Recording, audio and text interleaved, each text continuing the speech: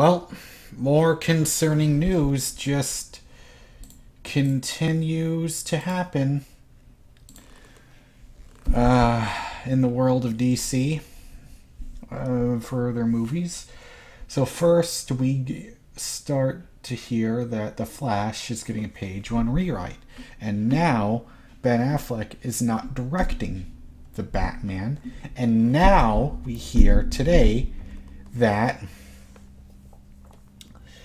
Chris Terrio, the person that rewrote David S. Goyer's script for Batman v Superman, and Chris Terrio is the guy that wrote Justice League and also wrote the second Justice League movie, which has been pulled off of the release slate. He has rewritten Ben Affleck and Geoff Johns' script for the Batman, and I don't know how to feel, mostly because I'm nervous. Because I don't know how Justice League is going to turn out, and all this news going on about all this fucking drama going on behind the scenes at Warner Brothers doesn't make me very confident in the future of DC's movies. Now, does that mean that I will never be excited? No, of course I'm always excited. I mean, because I love these characters. So because the DC universe is ripe with characters that I have grown to love. And so being able to see them to all getting their own movies and seeing stories with them up on the big screen in live action with a big Hollywood budget, that will always get me excited. However, you have to start wondering just what the fuck is going on behind the scenes at Warner Brothers. I mean, for God's sake, the Rick Famuyiwa, he was the third director to leave the Flash movie after Phil Lord and Chris Miller left, and then Seth Grahame-Smith left, and now it's getting a page one rewrite.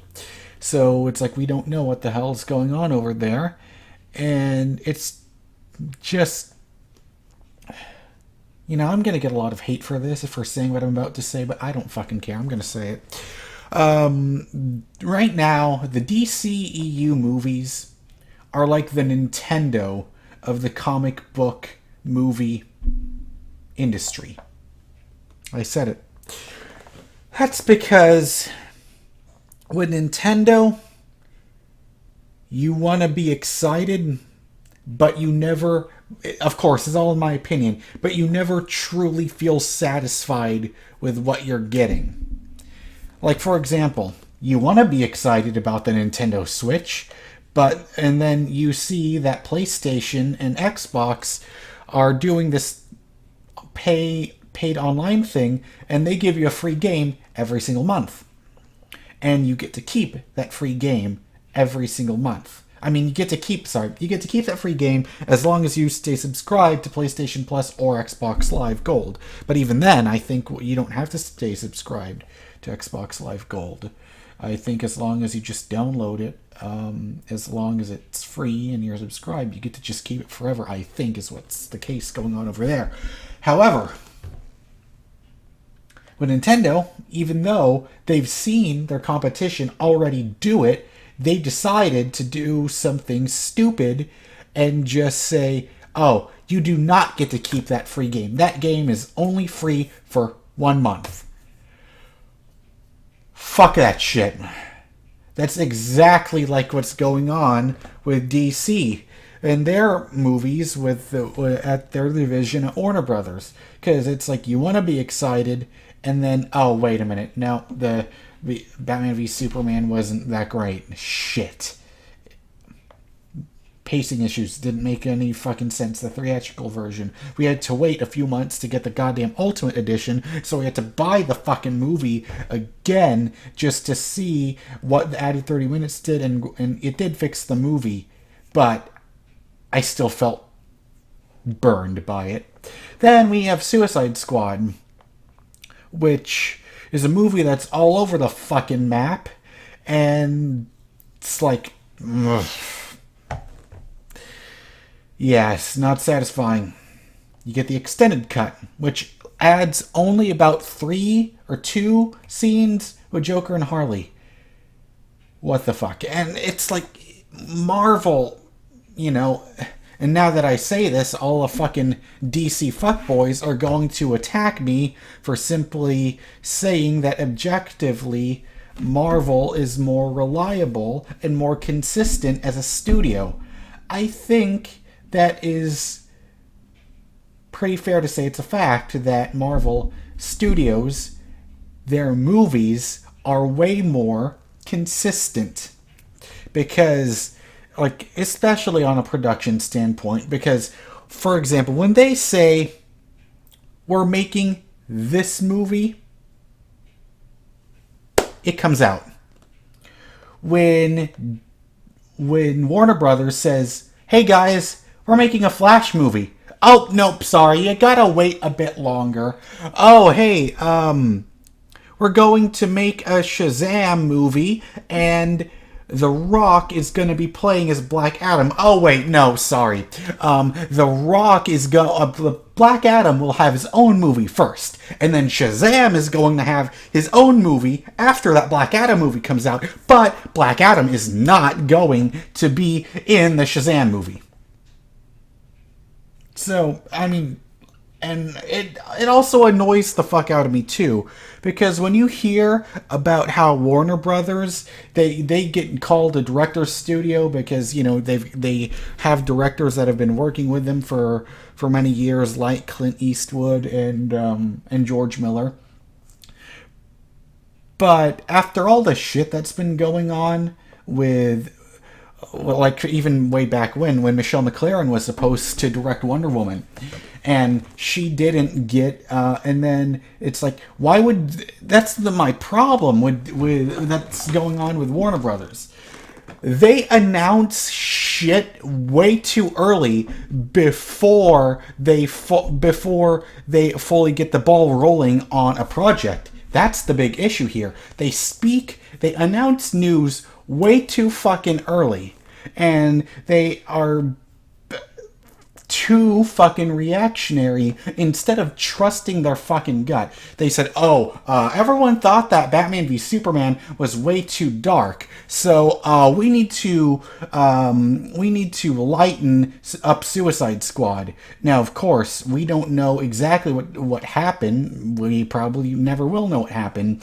You know, David Ayer says there is no cut of Suicide Squad with a bunch of Joker scenes hidden in salt mines somewhere. However, there's rumors about test screenings, and that audience were saying that Suicide Squad, that cut that they were shown to test audiences, was way too dark.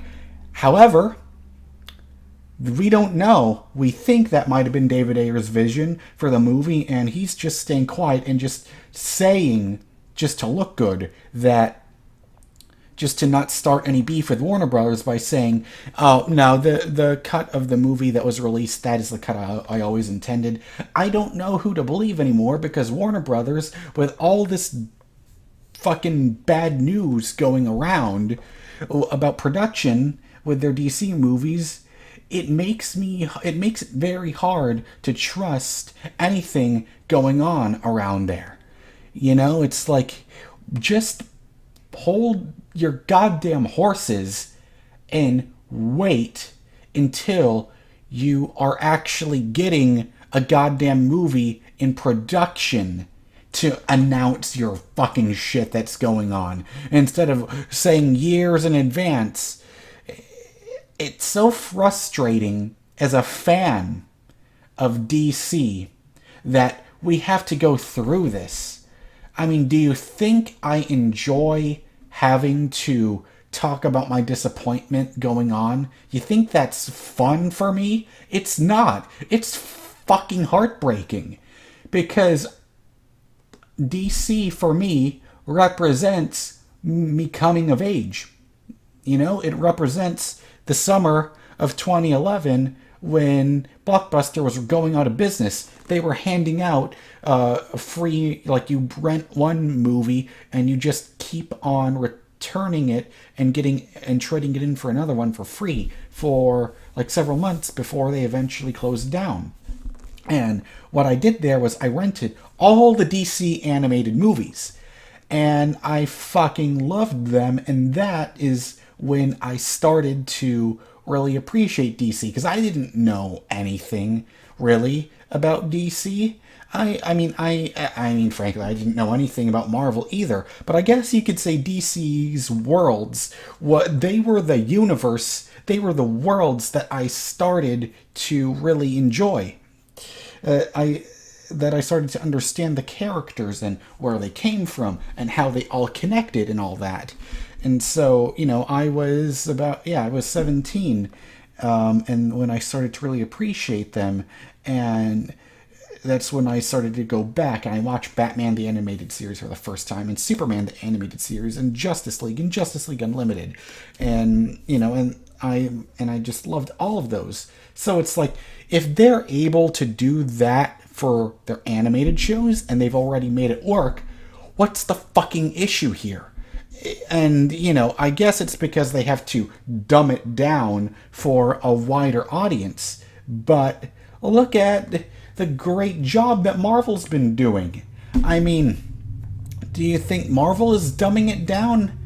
I mean, I don't think they're dumbing it down. So it's like they're going through this struggle.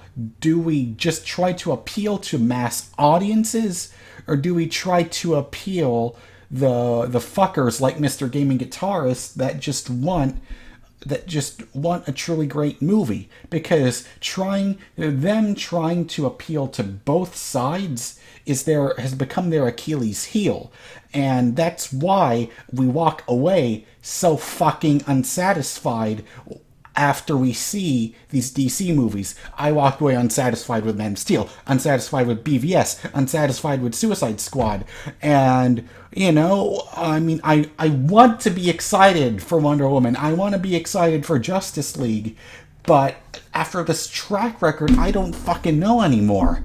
Because it's like, I hate that they're doing this to me, just like how I hate that Nintendo can't seem to get their act together as well. With getting third parties, but that's besides the point. So, does Chris, and I know Chris Terrio is an Oscar-winning writer. He's the guy that wrote Argo, and I know that he's got a good relationship with Ben Affleck. But hearing all this news in such a short succession within each other, it just gives me a bad feeling in the pit of my stomach. And I hate that, because I want this to be good. I hope you can see my frustration here, because it's like Marvel's already done it. There is your blueprint to follow. You take a guy like Kevin Feige to map out your universe.